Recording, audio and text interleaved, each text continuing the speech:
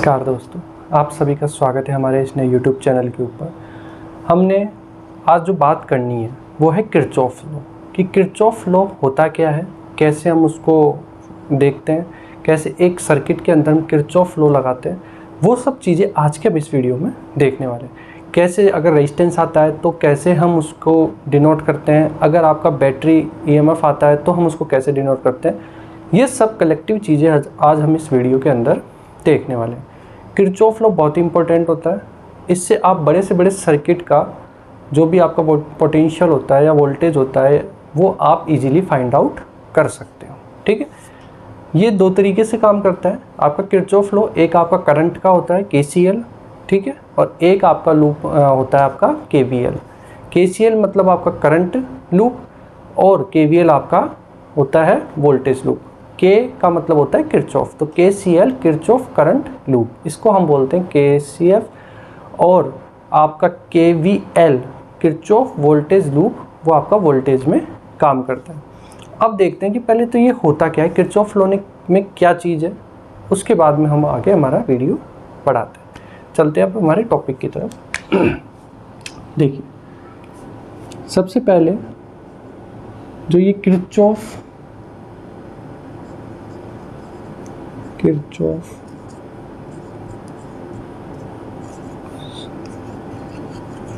Law,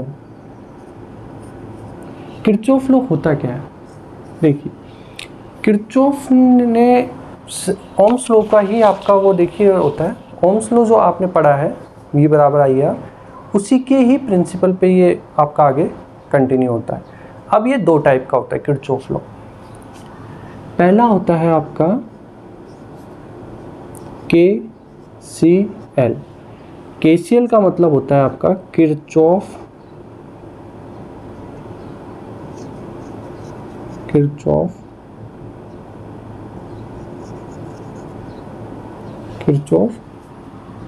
current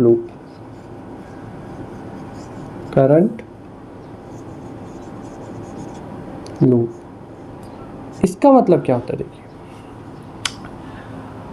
ये इन्होंने एक बात कही कि अगर आपके पास में बहुत सारे करंट हैं, ठीक है, उनकी डायरेक्शन अलग अलग हो सकती है, वो किसी एक पॉइंट, एक जंक्शन पे आके मिलते हैं, उस जंक्शन का नाम होता है आपका नोड।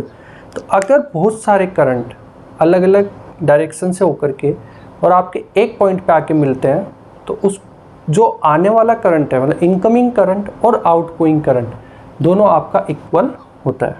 ये किरचॉफ का जो फर्स्ट लॉ है KCL, किरचॉफ करंट लूप में हम देखते हैं। तो उन्होंने यही कहा किरचॉफ ने कि अगर किसी एक नोड या एक पॉइंट के ऊपर आपके अलग अलग जगह से करंट आ रहा है, ठीक है, तो जो करंट इनकमिंग जो करंट है उस पॉइंट पे आने वाला इनकमिंग पॉइंट, जो आपका इनकमिंग पॉइंट है उस पे इनकमिंग करंट और आपका आउटगोइंग करंट दोनों आपका इक्वल होता है। और अगर आप दोनों को प्लस कर देंगे तो इक्वल टू वो 0 हो जाएगा। कैसे होता है वो हम देखते हैं। और जो वो जंक्शन या पॉइंट है उसको हम बोलते हैं नोड। तो किसी भी नोड के ऊपर आने वाला इनकमिंग करंट और आपका आउटगोइंग करंट दोनों आपका इक्वल होता है। मतलब जितने करंट आ रहे हैं अलग अलग डायरेक्शन से वो बराबर होंगे आपके आउटगोइंग करंट जो भी उस नोड से निकलेंगे, वो दोनों आपके इक्वल होंगे। ये आपका KCL का लूप का जो आपका वो होता है। ठीक है, अब इसको हम कैसे देखते हैं वो हम देख लेते हैं। इन्होंने ये कहा कि मान लीजिए आपके पास में ये एक पॉइंट है, इधर से कोई एक करंट आ रहा है, इधर से ये जा रहा है, इधर से आया, इधर से भी आया और इधर से चला गया। मान लीजिए ये आपका I1 है, ये आपका I2 है, I3, I4 एंड I5। तो ध्यान से देखिएगा, ये सब एक इसी नोड पे आके मिल रहे हैं। ठीक है, तो उन्होंने क्या कहा कि आपका ये जो ये पॉइंट है इसको हम बोलते हैं नोड। ठीक है, इस पॉइंट को हम बोलते हैं नोड। तो एक पॉइंट जिस पे आपका इनकमिंग करंट आ रहा है जो, और आपका आउटगोइंग करंट जो कि जा रहा है वो हमेशा एक दूसरे के इक्वल होता है। कहने का मतलब ये हो गया, देखिए इस पॉइंट पे ये I1 आया, ठीक है साहब I1 आ गया।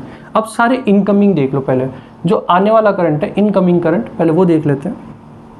ये करंट आपका आया I1, I2 भी इस पॉइंट पे आ रहा है, देखो थोड़ा सा इसको सही कर लो, ठीक है I1 प्लस I2, ठीक है सर। ये करंट आपका इनकमिंग है प्लस I3, मतलब इस नोड के ऊपर आपका I1 करंट, I2 करंट और I3 करंट, ये जो 3 करंट थे उनको हमने ऐड कर दिया, इस नोड के ऊपर ये इनकमिंग करंट थे बराबर। अब देखिए जो जाने वाला करंट वाला आउटगोइंग करंट, आउटगोइंग करंट दो ही हैं आपके I4 एंड I5, तो ये आपका I4 प्लस I5। कहने का मतलब ये किसी भी नोड पे ये आपका इनकमिंग करंट है, इनकमिंग करंट, और ये आपका आउट गोइंग करंट। कहने का मतलब ये हो गया, ये आपका इनकमिंग करंट है जो कि आ रहा है इस नोड के ऊपर, सब जगह से ये आपका इनकमिंग करंट आ गया। ये आपका आउटगोइंग करंट हो गया जो कि इस नोड से बाहर जा रहा है। I4 और I5 आपके आउटगोइंग करंट है। तो इनकमिंग करंट इक्वल टू होता है आपके आउटगोइंग करंट के, जितना करंट आ रहा है उतना ही करंट आपका वापस जा रहा है। और ये बिल्कुल आप इसको एक जनरल वे में भी देख सकते हो कि अगर कोई वायर बहुत सारे वायर जुड़े हुए हैं आपके किसी पॉइंट से, तो आपने वहाँ से सप्लाई, इनकमिंग सप्लाई भी ले ली, तो आपको उतनी ही आउटगोइंग सप्लाई भी देनी पड़ेगी। तो सीधी बात है, वो बिल्कुल एक दूसरे के पैरेलल चल रहे हैं। तो इन्होंने भी यही कहा किरचॉफ के करंट लूप में, किरचॉफ करंट लूप में यही कहा गया कि आपका जो नोड है, नोड पे जो इनकमिंग करंट है मतलब आने वाला करंट इक्वल टू होता है आपका आउटगोइंग करंट, मतलब जाने वाले करंट के इक्वल होता है। इनकमिंग करंट और आउटगोइंग करंट दोनों आपका इक्वल हो जाएगा, तो आपका आप नोड पे कितना करंट है वो आप निकाल सकते हो। कैसे, ये इसके ऊपर एक एग्जांपल, ये तो आपका कंसेप्ट हो गया कि किरचॉफ करंट लूप में ये बात कह दी। अब इसके क्वेश्चंस कैसे बन जाते हैं कि आपको I1 दे देंगे, I2 दे देंगे, ठीक है, I3 कुछ x मान लेंगे और एक आपको आउटगोइंग करंट दे देंगे। तो आपको बस इक्वेशन में वो वैल्यूज़ पुट करनी है। अगर एम्पियर की फॉर्म में तो एम्पियर की फॉर्म में देना है, और कई बार क्या होता है वो फंक्शनली फॉर्म में दिया हुआ होता है, तो आप फंक्शनल की फॉर्म में भी लिख सकते हो। तो उसमें जो अगर कोई वेरिएंट है वो ऑटोमेटिकली आपके कट जाएगा, ठीक है। तो इस तरीके से हम किरचॉफ के करंट लूप को देखते हैं। तो बिल्कुल किरचॉफ का करंट लूप यही कहता है कि किसी भी नोड के ऊपर आपके इनकमिंग करंट्स जो कि आने वाले करंट्स हैं इक्वल होते हैं आपके आउटगोइंग करंट के। जितना करंट आ रहा है उतना ही करंट वापस जा रहा है। Incoming current equal to outgoing current, ठीक है।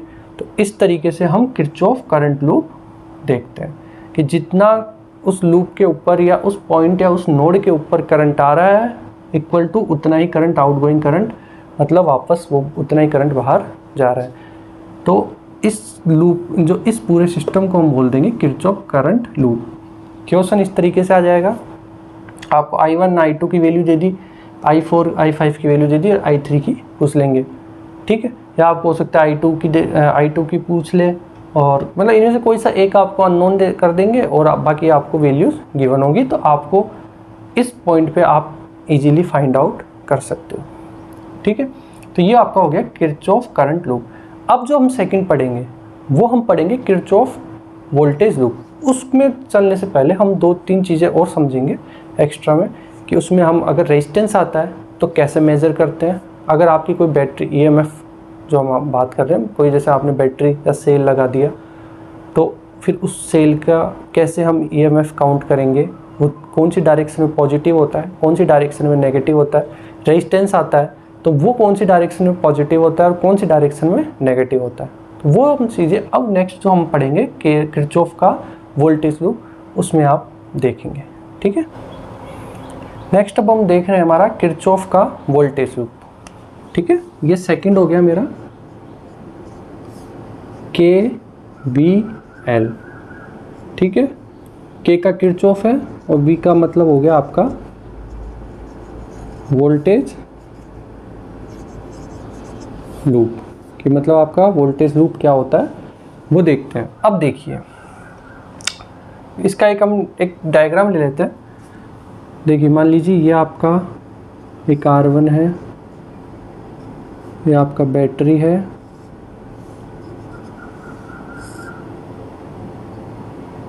ठीक है, ये आपकी दूसरी बैटरी है,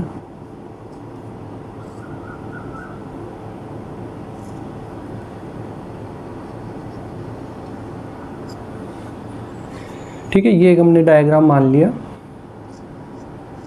E1 E2 ये आपका हो गया आपका R1, यह हो गया आपका R2, ये हो गया आपका R3, ठीक है। यहाँ से हम मान लेते हैं कोई करंट है हमारा I फ्लो हुआ, ठीक है। अब देखिए वोल्टेज लूप के अंदर आपको दो चीज़ें ही मिलेंगी, एक तो आपको रेजिस्टेंस मिलेगा, एक आपको सेल मिल जाएगा, ठीक है। कोई भी सर्किट अगर आप देखेंगे सबसे पहले सर्किट में KVL लगाने का सबसे अच्छा मतलब वोल्टेज लूप लगाओगे तो उसमें आपको दो ही चीज़ें ज़्यादातर दिखाई देंगी, एक तो आपका रेजिस्टेंस और एक आपका सेल। अब देखिए इसके अंदर मैंने इसको एक नाम दे दिया ABCD, ठीक है। ABCD मैंने इसको एक लूप ABCDA पूरा बोलेंगे इसको हम ABCD और A। तो ये लूप जो है लूप ABCDA, लूप ABCDA की बात करेंगे। इसकी जब बात करने से पहले सबसे पहले आपको देखना है कि इसमें करंट की डायरेक्शन कौन सी है। सबसे इम्पोर्टेंट चीज़ है करंट की डायरेक्शन आपको देखनी है। आप हमेशा एक चीज़ नोट करें कि जब भी आप लूप बनाएं तो उसमें मोस्टली यही कोशिश करें, देखो अलग अलग बुक्स के अंदर आपको अलग अलग मेथड मिलेंगे, ठीक है। बात एक ही होगी पर उन्होंने अपने अपने हिसाब से सबने अलग अलग मेथड डिज़ाइन किए हुए हैं। हमें सबसे ईजीएस्ट और बिना कंफ्यूजिंग का जो मेथड है वो यही है कि आपको हमेशा करंट की डायरेक्शन में चलना है। अब जो करंट की डायरेक्शन में आते जाएंगे आप उनको उसी तरीके से लिखते जाओ। अब रेजिस्टेंस आएगा तो आप कैसे लिखोगे और अगर कोई सेल आ जाएगा तो कैसे लिखोगे, उसके लिए मैं आपको तरीका बता रहा हूँ, उसका कंसेप्ट क्या है। अभी हम लूप ABCDA को छोड़ देते हैं। अगर मान लीजिए ये आपका कोई रेजिस्टेंस है R, ठीक है, आपका करंट I फ्लो हो रहा है। बहुत ध्यान से समझिएगा ये कंसेप्ट, ये आपको कहीं भी किसी बुक में जल्दी से नहीं मिलेगा। अगर ये आपका एक रेजिस्टेंस R है और आपका यहाँ से एक करंट फ्लो हो रहा है I, ठीक है। अब I करंट फ्लो इधर से हो रहा है, रेजिस्टेंस R है। अगर आप इसी करंट की डायरेक्शन में चलते हो, पहला कंडीशन कि आप इस करंट की डायरेक्शन में चलो, आपकी जो डायरेक्शन है वो करंट की डायरेक्शन में हो, तो हमेशा ये ध्यान रखेंगे आप कि आपका हमेशा ये पॉजिटिव IR होगा। मैं यहाँ प्लस भी लिख देता हूँ। अगर आप करंट की डायरेक्शन में चलते हो तो, ठीक है। अगर आप करंट के अपोजिट चलोगे तो आपको यहाँ पर -IR लिखना पड़ेगा, ठीक है। इसको मैं थोड़ा बड़ा लिख देता हूँ, ये आपका होगा प्लस का IR। एक बार फिर से हम समझ लेते हैं कि मैं क्या कह रहा हूँ। अगर आपका रेजिस्टेंस ये है, आपकी करंट की डायरेक्शन I इधर है, अब आप भी करंट की ही डायरेक्शन में आ गए, मतलब सेम डायरेक्शन में आ रहे हो, तो आपका पॉजिटिव IR हो जाएगा। अगर आप अपोजिट कि आपकी करंट की डायरेक्शन तो आपकी इधर है और आप उसके अपोजिट चल रहे हो, तो आपका माइनस का IR हो जाएगा। क्लियर हो गया आपको? सबसे पहले आपको ये देखना है कि करंट की डायरेक्शन कौन सी है। करंट की डायरेक्शन और आपकी डायरेक्शन अगर दोनों सेम आ जाती हैं तब तो आपका पॉजिटिव IR हो जाएगा अगर रेजिस्टेंस आता है तो, ठीक है। अगर आपका रेजिस्टेंस आ जाता है और करंट की डायरेक्शन आपकी डायरेक्शन से अपोजिट है या करंट की डायरेक्शन से आप अपोजिट चल रहे हो, भाई लूप आप बनाओगे तो लूप में अगर आपकी करंट की डायरेक्शन सेम है आपकी डायरेक्शन के और अगर आपका रेजिस्टेंस आता है तो पॉजिटिव IR, अगर नहीं आता है, अगर आपकी डायरेक्शन उल्टी है, ठीक है, तो आपका नेगेटिव IR हो जाएगा। I मतलब ये करंट फ्लो है और R इसका रेजिस्टेंस, ठीक है। सबसे मेन चीज़ ये है। अब दूसरा कंसेप्ट क्या कहता है, ये आपका हो गया, इसको आप ध्यान से समझना, कॉन्सेप्ट 1। अब मैं बात कर रहा हूँ कंसेप्ट 2 की। कंसेप्ट 2 क्या कहता है, अगर मान लीजिए ये आपका E हो गया प्लस माइनस, ठीक है, ये आपका I करंट हो गया। कंसेप्ट 2 क्या कहता है, अगर मान लीजिए आपकी वही सेम, अगर आपकी डायरेक्शन और करंट की डायरेक्शन आपकी सेम है तो ये आपका हो जाएगा पॉजिटिव, और अगर करंट की डायरेक्शन और आपकी डायरेक्शन अपोजिट है तो ये आपका हो जाएगा नेगेटिव E, ठीक है। फिर से एक बार हम समझ लें, हमने यहाँ पर बात करी है अब बैटरी वोल्टेज की।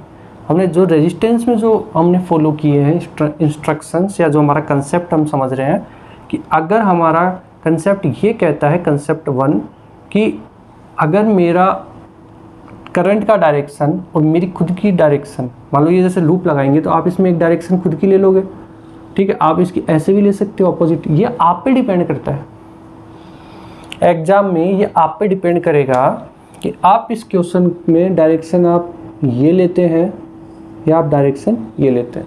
It's fully depend on you, ठीक है। मैं आपको दोनों डायरेक्शन लेके बता दूंगा इसी क्वेश्चन के अंदर कि अगर इस डायरेक्शन लेकर के आप सोल्व करोगे तो भी यही आंसर आएगा, और अगर आप अदर डायरेक्शन लेके भी सोल्व करोगे तो आपका आंसर सेम आ जाएगा, ठीक है। तो कंसेप्ट आपको क्लियर हो गया कि अगर आपकी डायरेक्शन और करंट की डायरेक्शन दोनों सेम है तो आपका पॉजिटिव E, अगर अपोजिट है तो आपका नेगेटिव E आ जाएगा। अब देखिए हमारी करंट की डायरेक्शन इधर है, और अगर मैं इसी लूप में अगर मैं इसी तरीके से लेता हूँ, देखो आपको ये डायरेक्शन इस तरीके से शो करनी होती है, ठीक है। आपकी डायरेक्शन भी इधर है और करंट की डायरेक्शन भी इधर है, मतलब दोनों डायरेक्शन अब आपकी सेम हो गई। तो अब हम कैसे इसको सोल्व करते हैं वो हम देखते हैं। देखो इक्वेशन कैसे बनेगी। सबसे पहले I करंट यहाँ चला गया तो यहाँ गया तो यहाँ क्या हो जाएगा IR3। अब देखो कि सर मेरी भी डायरेक्शन इधर ही है और करंट की भी डायरेक्शन इधर है, तो ये क्या हो जाएगा पॉजिटिव का IR3, ठीक है सर। यहाँ हम गए, करंट की डायरेक्शन अब इधर हो गई, हमारी भी डायरेक्शन इधर है, तो अब आपके देखो सब ये पॉजिटिव हो जाएंगे IR1, ठीक है। यहाँ हम गए, यहाँ जब हम गए तो हमने देखा कि ये इस करंट की डायरेक्शन भी इधर है और हमारी डायरेक्शन भी इधर है, तो ये प्लस का E1 हो गया, ठीक है सर। फिर यहाँ से हम इधर आ गए, नीचे आओगे तो वही पॉजिटिव, तो मतलब ये प्लस IR2। अब आप इधर आ गए तो जब नीचे उतर के आए तो इधर आप चले, अब देखो डायरेक्शन किधर हो जाएगी अब आपकी डायरेक्शन अब अपोजिट हो रही है। क्यों? कि करंट आपका इधर से चल के इधर आया और आप भी इधर आ गए, तो प्लस का E2 इक्वल टू 0, तो प्लस का IR3 प्लस का IR1 plus E1 plus IR2 plus E2 बराबर 0। अब मैं एक बार ये लूप देखो, जब मैंने डायरेक्शन इधर ली तो मैंने इसको इस तरीके से सोल्व किया। अब अगर मैं एक अपोजिट डायरेक्शन ले लेता हूँ, देखो इस तरीके से इक्वेशन बनानी होती है इसमें, ठीक है ना। ये इक्वेशन बन जाती है, तो अब इसमें जो अननोन होते हैं वो आप आराम से फाइंड आउट कर सकते हो, ठीक है, और आपको आंसर मिल जाएगा। सिमिलरली आपको अगर ये मान लीजिए ये आपने डायरेक्शन इधर लगा दी। अच्छा, एक चीज़ और याद रखना है इसके अंदर, एक इम्पोर्टेंट चीज़ ये है कि अगर आपने एक बार जो डायरेक्शन ली है तो अब चाहे उसमें कितने ही लूप हो, आपकी डायरेक्शन अब सेम होनी चाहिए। लेट मी क्लियर फर्स्ट कि अगर आपने इसकी डायरेक्शन एक बार इधर ले ली, अब इसमें मान लीजिए और 2-3 सर्किट होते आगे, सपोज करो कि यहाँ और कुछ होता या एक बॉक्स और हो जाता, उसमें भी एक ई हो, तो अब आपकी जब आपने एक बार इधर ये डायरेक्शन ले ली तो इधर भी आपको फिर वही सेम डायरेक्शन लेनी है। ठीक है, ये हमेशा ध्यान रखना। ऐसे नहीं कि इसमें आपने डायरेक्शन इधर ले ली और अब आपने अपनी चलने की डायरेक्शन इधर ले ली, तो आपका क्वेश्चन रॉन्ग हो जाएगा। ठीक है, मान लो सपोज करो कि ये क्वेश्चन आगे और होता है, यहाँ एक रेजिस्टेंस और होता, यहाँ एक ई लगा होता, यहाँ एक रेजिस्टेंस लगा होता, तो अब आपने जो इस लूप के अंदर जो डायरेक्शन ली है वही सिमिलर लूप में आपको डायरेक्शन भी सिमिलर लेनी है। ठीक है, ऐसे नहीं कि इधर आपने डायरेक्शन ले ली और इसके अपोजिट इधर ले ली, तो आपका क्वेश्चन आपका रॉन्ग हो जाएगा। तो अब आप समझ गए कि आपने इधर अगर डायरेक्शन ले ली तो आपकी इस तरीके से इक्वेशन बन जाएगी। अब मैं क्या कर रहा हूँ, ये तो मैंने आपको समझा ही दिया। अब मैं डायरेक्शन उल्टा ले लेता हूँ, अब मैं ऐसे चल रहा हूँ। ठीक है सर, आप चलो। सबसे पहले मैं यहाँ गया तो मेरा देखो यहीं से ही हमने IR3 से शुरू किया था। अब देखो करंट की डायरेक्शन तो इधर है, अब आप क्या उल्टा चलोगे, अभी तक आप इधर से चले थे, अब आप इधर चल रहे हो। ठीक है, करंट की डायरेक्शन के अपोजिट। तो जैसे ही आप चले सबसे पहले आपको कौन मिलेगा, R2 मिलेगा। ठीक है सर, आपको R2 मिल गया। अब आप इधर चले, R2 आपका I इधर से आ रहा है तो ये आप उधर जाएगा आपका माइनस का IR2। ठीक है सर, सिमिलरली फिर आप गए उधर, तो सर हम इधर गए और करंट की डायरेक्शन इधर है और हम इधर से चल रहे हैं, तो हमारा माइनस का E1 हो जाएगा, वही माइनस का IR1 हो जाएगा, नीचे आए माइनस का IR3 हो जाएगा सर, हो जाएगा। इधर आए तो हमने देखा सर करंट की डायरेक्शन इधर है और हम इधर आ गए ना उतर के। अब हम इधर से चले थे, अभी तो पहले हम इधर से चले थे तब ऐसे आए थे, अब हम उल्टा चल रहे हैं, अब इधर से चलने लग गए और करंट तो इधर से फ्लो हो रहा है, तो हमें हर चीज़ उसके अपोजिट चलना पड़ेगा करंट के। तो अब हमने सर ये कहा कि माइनस का E2। अब देखो माइनस कॉमन ले लो सब में, तो वापस ऊपर वाली इक्वेशन ही बन जाएगी। ठीक है, टर्म्स इधर उधर हो सकती हैं, बाकी आपको सिमिलरली ही मिलेगा। तो आप लूप चाहे कैसे भी लगाओ, किधर भी लगाओ, आपको हमेशा ये कंसेप्ट दिमाग में रखना है कि करंट के डायरेक्शन में चल रहे हो तो आपका रेजिस्टेंस भी पॉजिटिव होता है और आपका ई भी पॉजिटिव होता है, और अगर करंट की डायरेक्शन के अपोजिट चल रहे हो तो आपका ये भी जो है नेगेटिव होता है और आपका ई भी नेगेटिव हो जाएगा। ठीक है, मैंने आपको दोनों लूप करके बता दिया। इसकी डायरेक्शन ये नहीं ले रहे हैं हम करंट की, और देखो कोशिश यही करा करो कि आपको करंट की डायरेक्शन में ही आपका लूप चले। ठीक है, इससे क्या होता है, फ़ायदा ये हो जाता है कि इतना दिमाग लगाना पड़ता है, आपको सिर्फ कंसेप्ट सीधा सीधा याद रहता है और आप इजीली सोल्व कर सकते हो। ठीक है, तो इस तरीके से हम इसको सोल्व कर लेते हैं। तो मैंने आपको दोनों लूप करके बता दिए कि आपके अगर दोनों लूप आते हैं अलग अलग तो आप किस तरीके से सोल्व करोगे। ठीक है, लूप का सिस्टम बिल्कुल क्लियर आपके माइंड में होना चाहिए कि लूप जो भी आप लो, ठीक है, तो आपको हमेशा लूप में डायरेक्शन आपको सेम रखनी है और कोशिश ये करनी है, साथ में ये भी याद रखना, कोशिश ये करनी है कि आपकी डायरेक्शन और करंट की डायरेक्शन उस लूप के अंदर सेम हो। ठीक है, कोशिश ये करना कि आपकी भी डायरेक्शन और करंट की डायरेक्शन दोनों सेम होनी चाहिए, तब आप, क्योंकि तब आपके ये सब पॉजिटिव हो जाते हैं तो दिमाग इतना नहीं लगाना पड़ता। अगर आप इसके अपोजिट चलोगे तो भी आंसर वही आना है, पर लेकिन फिर हो सकता है कि आपका कुछ कहीं गड़बड़ हो जाए और आप गलत क्वेश्चन कर दो। ठीक है, तो आई होप कि आज का आपको एक कंसेप्ट समझ में आ गया होगा। किरचॉफ लॉ का KVL लूप हम इसको बोलते हैं। इस पर बहुत सारे क्वेश्चन नीट वगैरह या JEE वगैरह आप दोगे तो इस पर आपके क्वेश्चंस आपको 200% आपको मिलेगा इस किरचॉफ लॉ पे। इसलिए ये बहुत इंपॉर्टेंट लॉ होता है। अच्छा, ये लॉ एक चीज़ और मैं बता देता हूँ कि ये लॉ आपका कंजर्वेशन ऑफ इलेक्ट्रिसिटी या कंजर्वेशन ऑफ चार्ज इसके ऊपर डिपेंड करता है। मतलब आपका एनर्जी का देखो सारा लास्ट में जाके 0 हो जाता है। ठीक है, तो ये इस तरीके से काम करता है।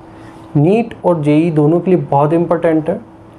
अब मैंने आपको लूप में लगाना सिखा दिया। आपको ये कंसेप्ट याद रहनी चाहिए कि करंट के डायरेक्शन में पॉजिटिव होगा, आर हो चाहे ई हो, और अगर अपोजिट चल रहे हैं तो मेरा नेगेटिव होगा। ये दोनों चीज़ें आपको माइंड में रखनी है, ठीक है।